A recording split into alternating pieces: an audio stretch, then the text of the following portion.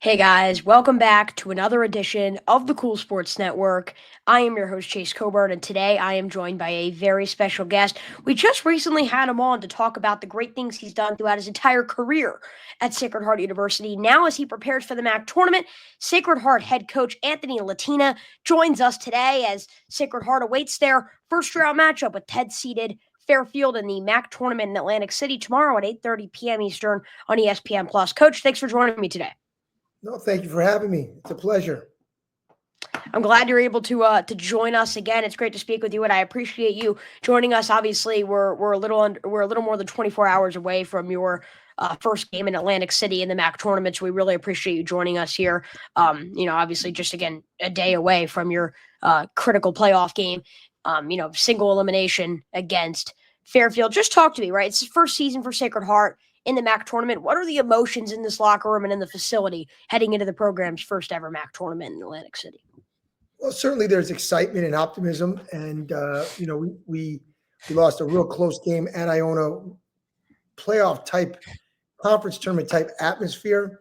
So that was a good lesson for us. It was a 2-point game. We led most of the game, and so hopefully that's a good lesson for us. But it's excitement. The MAAC puts on a great tournament, super organized. It has a great feel to it. Obviously, we just shot around at the practice courts that they set up in the arena. And so I think there's a lot of options. We're going to go to dinner as a team tonight and watch some film, and we're ready to go. So it's a great opportunity. We're thrilled to be part of this league. We think we acquitted ourselves certainly better than people expected, and hopefully we can continue that and surprise some people in this tournament. Coach, you kind of mentioned it. You guys are going out to dinner tonight. First of all, where's the reservation? Where's the team going tonight? Well, when you go to a team dinner, you got to find something that the guys like. Where I want to eat and where they want to eat are usually different. So we settled on the Hard Rock Cafe. It's got a pretty versatile menu, and college kids. In case you're not quite in college yet, but I'm sure high school kids the same way. Sometimes a little picky with the fine dining element of it is not something that they want or appreciate. So right. we try to go with, not that the Hard Rock isn't a great place, it's a great place, but they need more basic stuff, whether it's chicken fingers or burgers or stuff like that. So hey, I mean, to this day, I'm 14 years old. I'm still a picky eater. Who knows where I'll be when I'm in college? No. You're very in line with our guys. So it'll be good. It's right next to the hotel. Matter of fact, it's like a block down. We're not even going to get into the bus. We're just going to walk on the boardwalk and try to take in the scenery and stuff. So it's a fun thing. It'll be loose. I think that's the other thing too at this time of year. There's so much at stake. There's so much pressure that you want your guys to be comfortable and loose as it can be in a game where if you lose, your season's over, and nobody wants that right now. So we'll go to our team meal, and then we'll come back, watch a little film for the last time. Although we might watch some film tomorrow before our pregame meal, and then we're ready to go. And we just played these guys. Heck, I don't know, 10 days ago. I don't even know how many days ago. Right, March 7th. So we're looking at 8 days ago. So 8 or 9 days ago, and we got a good results, but certainly they're going to make some adjustments. We're going to need to make some adjustments, and at the end of the day, you got to go play. You got to do what you do, and hope that the shots fall, and you defend the other team good enough, and see what happens. I think something that you mentioned just now, I think is very important. It sounds so easy. Like you want to keep practicing, keep watching film in the limited time that you do have between the game against Iona and the game against Fairfield, which is only 2 full days off. I mean, outside of that, you got games in 2 out of 4 days. So obviously it's a quick turnaround.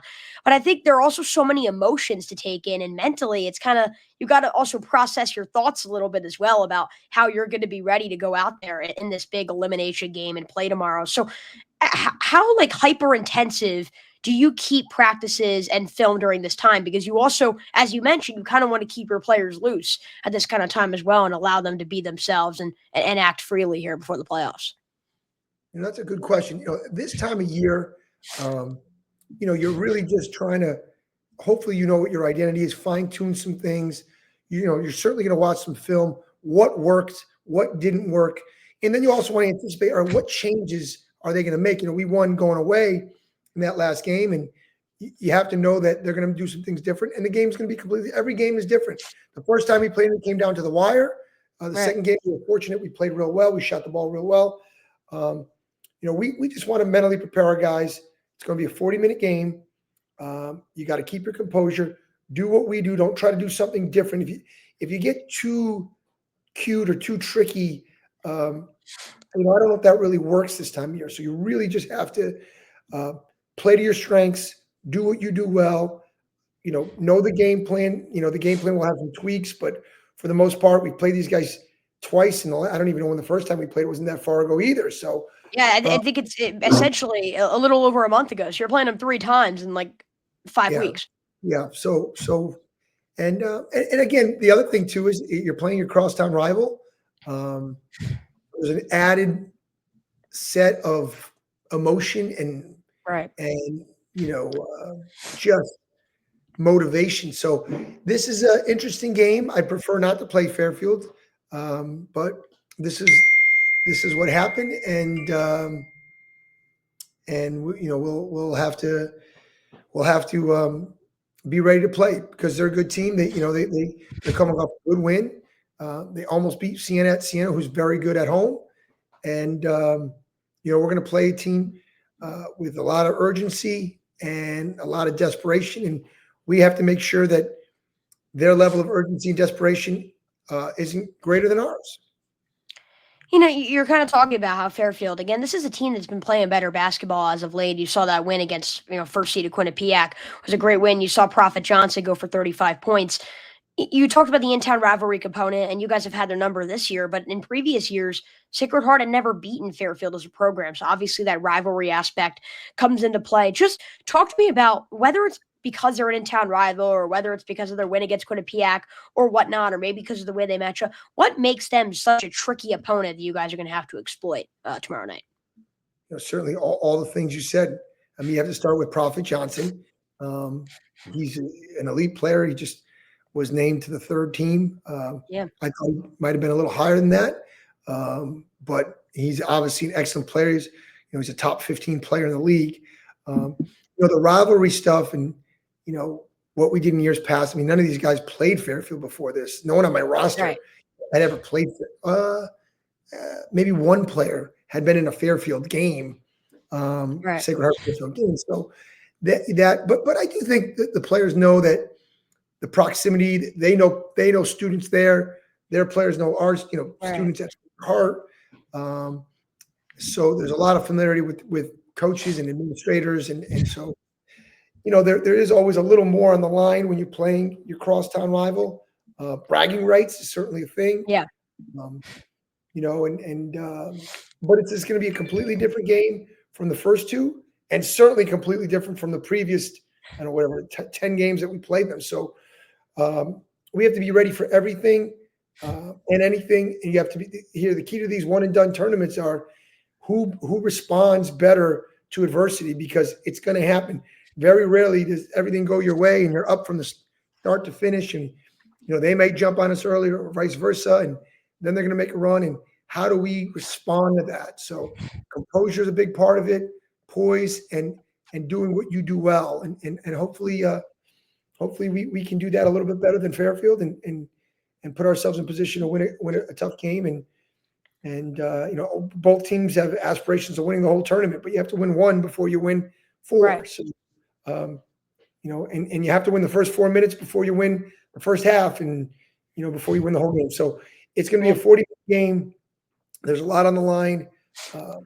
We've done some historic things this year in terms of beating Fairfield for the first time, playing in the MAAC tournament, a new facility, playing in the MAAC conference, qualifying for the MAAC tournament.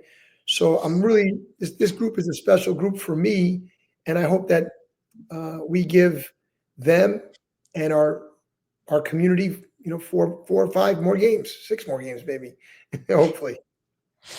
Yeah.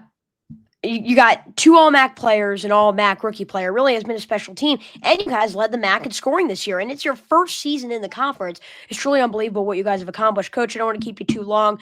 Just talk to me about what you're feeling about your team right now, kind of heading into the tournament. Obviously, offensively, it's kind of been your strength all year. You've had some great freshmen who have stepped up for you as well. You mentioned when the shots are falling, you guys are really dangerous. So talk to me about where you think your group is at, where you guys can be by tomorrow, and how you're going to be able to use those skills to take down Fairfield tomorrow before we wrap this up. Well, we've certainly been a very good offensive team, all MAAC play. So we're certainly that's kind of our identity. We score a lot of points. I think we have a lot of different guys that can hurt you. You know, I think we've had 7 players on our roster score 20 points or more in a game, which is a lot. You know, some teams don't have 3. We have 7 right that have scored 20 or more in a game. You know, we have a couple, like you said, a couple all rookie guys. Well, Makai Connor, an all rookie player who's played a ton of minutes. He's not really a rookie anymore. Niall Ralph Byer, who's in the starting lineup as well. And then, you know, our 2 all league players in Tanner Thomas and Anquan Hill, who did miss a few games, actually missed the last Fairfield game. So, you know, a lot of these guys don't want the season to end. We have to play to our identity. We're a fast-paced team that shares the ball. We have a high assist rate. You know, it's a simple thing, but basketball is a make or miss game. And, you know, if we aren't making our shots, then we have to figure out a way to manufacture points. Maybe got to be a little stingier defensively. But we're hoping it's a fast-paced game, and we're hoping it's a game in the 80s. We think that's to our advantage. Now, I think, you know, Fairfield will probably try to control tempo a little more. We're going to have to be able to deal with that as well. And, you know, it's the team that's going to adapt to a curveball that happens in this game is a team that's probably going to win. So hopefully that's us. They're obviously, you know, they have Prophet Johnson, but, you know, Sparks has really, you know, turned up his level of play. It looks like Braden Smith is healthy again. You know, you have some dangerous players in their front court guys in Jenkins and Bleachmore who could make 3 or 4 threes in a game, you know, and so they have a lot of weapons as well. And you know, we just have to, here's what we have to do. We have to put our best foot forward, play as well as we can, and let the chips fall as they may. And if that's enough, and if it was meant to be, we're going to move on. And that's what we hope. And so we're going to enjoy tonight. We're going to get mentally ready, be loose. We have a long day tomorrow, some film, shoot around, some pregame meals. But when that ball tips up at around 8:30, depending on how late the game before us goes, right, yeah, we'll be ready to go. And we're excited. We're super excited. This is what you play for March. Right. It is a time of great optimism and enthusiasm and pressure. You know, can you handle the pressure? Can you handle the big moments? And there's going to be some moments in this game where there's a 50-50 ball or a tough finish or a tough stop. And can we make a few more of those plays? Because most of these games in the MAAC, certainly during the regular season, and I think it will happen during the tournament, these games are coming down to the last 3 or 4 minutes. Right. So execution down the stretch offensively and defensively is going to be huge. So I'd love it to be not a close game in our favor, but that's probably wishful thinking.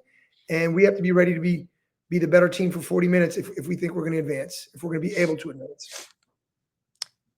Coach Latina, we really appreciate you joining us. Please get the most like fine dine cuisine you can at the Hard Rock Cafe tonight, and best of luck to your team over these next 24 hours as you guys prepare. And then, of course, when tip off again tomorrow night, 8:30 against Fairfield, 10th seed, 7 versus 10 matchup on ESPN Plus in the MAAC tournament. Coach, we really appreciate it. We wish you the best of luck in your first ever MAAC tournament with Sacred Heart. Thank you so much.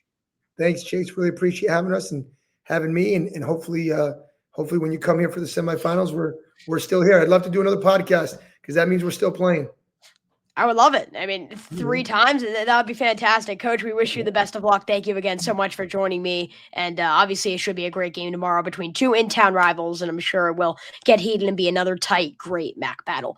Coach, thank you so much. Signing off alongside Anthony Latina, the head coach of the Sacred Heart Pioneers men's basketball team. I'm your host, Chase Coburn, saying so long as we preview the MAAC tournament here on Chase's Sports News ahead of the Atlantic City games. Take care.